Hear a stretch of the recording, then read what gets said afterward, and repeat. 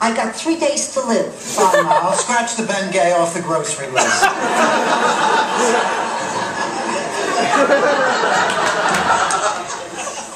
I can't believe you're so insensitive. Ma, you were not dying. I am, Dorothy. I had a dream last night, a death dream. Your father spoke to me.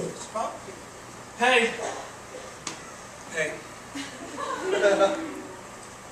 I like your beer. What? That was an incredibly stupid thing to say. Did you just say you liked my beer? Yes. It's a very attractive Bex. It looks good on you. Thanks. It's Kevin. Look. I'm Kevin. Right, Kevin. I don't mean to be rude. I'm sure you're a nice guy and all. It's just, I really don't feel like talking tonight. Oh. That's fair.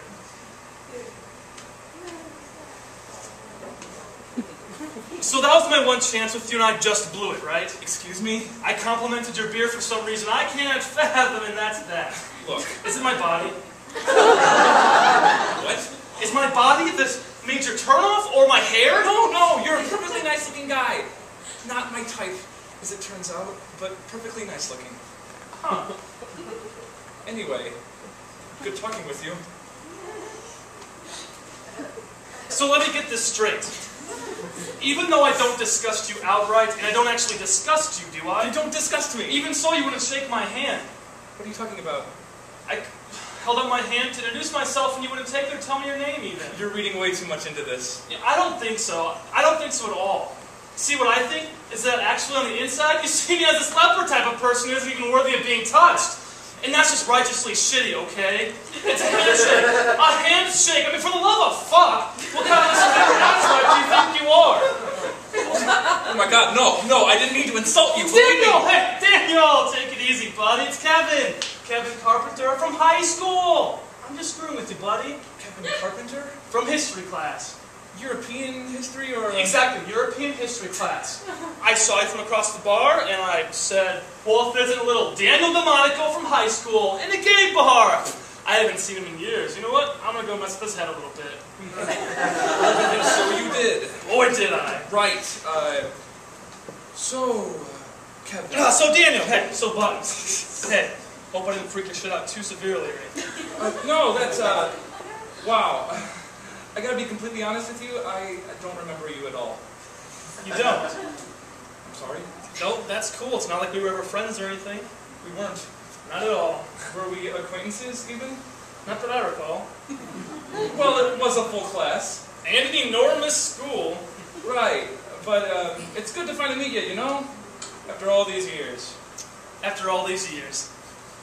You know, this is actually pretty cool for me, because the whole time I was in high school, I was fully convinced I was the only gay person there. And you may as well have been. I'm straight. 100%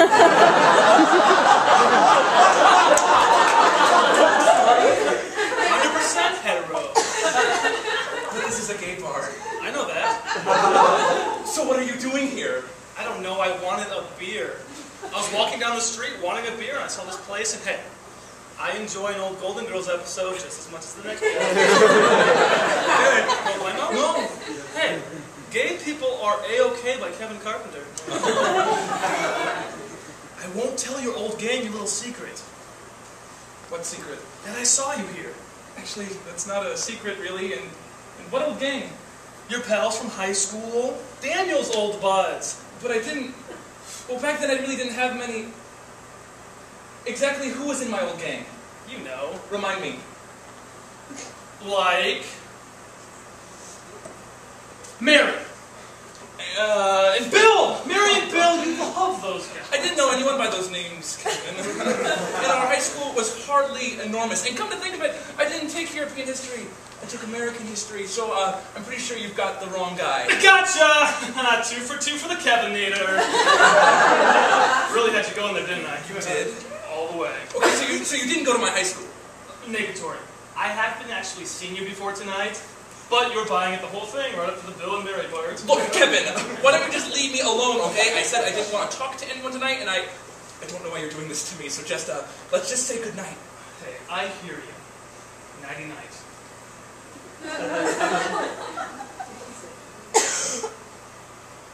How did you know my name? Oh, I knew you were going to say that. I practically said it with you, swear to God. How the hell did you know my name? Oh, easy there, Paco. Somebody left his ATM card in the cash machine next door with his name imprinted on it. I called out to you, but you didn't hear me. That's why I followed you in here. I didn't want a beer. I could give a flying flapjack about the Golden Girls. I was being Kevin Good Guy. Got it? Well, it was very nice of you. You bet it was. Thank you. Damn right about that. Say, let me buy you a beer. No, Kevin, please. What? I just want to finish this one and go home. Come on. Besides, if anyone should be buying a drink here, it's, I guess, me. What are you drinking, Bex? Yes, fine, sure. You know, I bet you always drink Bex. I bet you've been drinking Bex for years. That I have. Well, prepare to break new ground, my friend, because tonight you are drinking a Bacardi Breezer. Actually, I'd really prefer a Vex.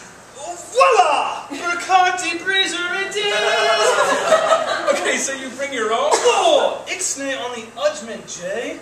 Udgment, Jay? I'll have you know that I bought this legit from the bartender before I walked over here, because I knew. You knew what? That I could convince you to drink it?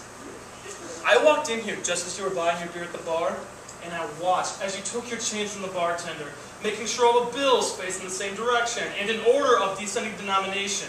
And I said to myself, that guy, Daniel Delmonico from the ATM machine, is knee-deep in some major shit and really needs my help. I don't always do that with my money. And then I looked at you, actually studied you for the first time, and thought, not only has he got his pocket change under way too much control, he looks like the kind of guy who only drinks Bex. Every time he comes out, he's in a rut. And I'm going to do my part to pull him out of it. I'm going to make him switch drinks, if only for a breezer. It's a baby step, but there you go. So I bought that rum concoction, knowing I could convince you to drink it. I'm not in a rut. Sure you are. Wait, you know nothing about me. Please, you're here every Thursday. How do you know that? I'll bet. I'll bet is all I meant. You just looked like the kind of guy that if it's a Thursday night, it's Daniel at the Spa. Am I right or am I retarded? You're right. And why is that, Daniel? Is your life so empty that you feel you have to cling to these meaningless little rituals? What? No, it's just... It's Golden Girls night here at the bar on Thursdays. And if you don't mind me asking, what did you have for lunch today? Sorry? Lunch, Thursday, what'd you nosh on? Turkey on wheat toast. And yesterday? Same thing. I'm going to go out on a limb here. I'm going to extrapolate. I'm betting it's turkey on wheat toast every day, isn't it? Isn't it? It is! It's turkey on wheat. I bet you've been deeply committed to turkey on wheat toast for about a year, I'm guessing. It's a couple of years, ever since I found out how fattening tuna salad was for you. But this means nothing. Oh! This means plenty, Daniel. This speaks volumes about you. Every morning on the subway platform, where do you stand? Anywhere?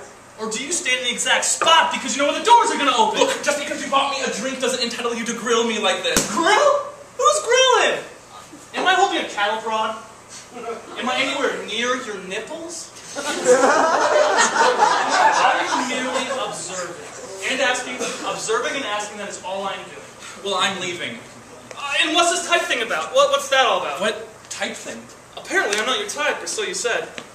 You're not gay! That's beside the point. What is your type? I'm not going to tell you that. Why not? Because it's none of your business. I bet I can guess it. No, you can't. Latin guys.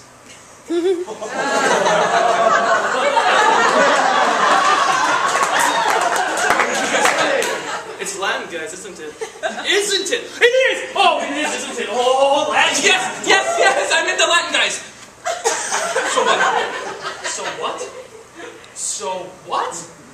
I will tell you so what, Daniel Delmonico from the ATM machine. So what is that you are losing out on a world of possibilities and experiences that have nothing whatsoever to do with Beck's beer or turkey on wheat toast or B. Arthur or Betty White or Ruma Clanahan or Estelle Getty. Really? I don't mean to climb up on a soapbox here or into your shrink's chair, but it feels my duty as a disinterested third party that just did a good deed on your behalf, so maybe his 2 cents are worth a dime, to say that you're severely limiting yourself on many aspects of your personal life. Oh, am I? Very much so, in my opinion. Well, in my own defense, I'd like to point out that I like my life exactly as I've made it. I like knowing what I'm getting. Yeah, but how boring is that? It's comforting.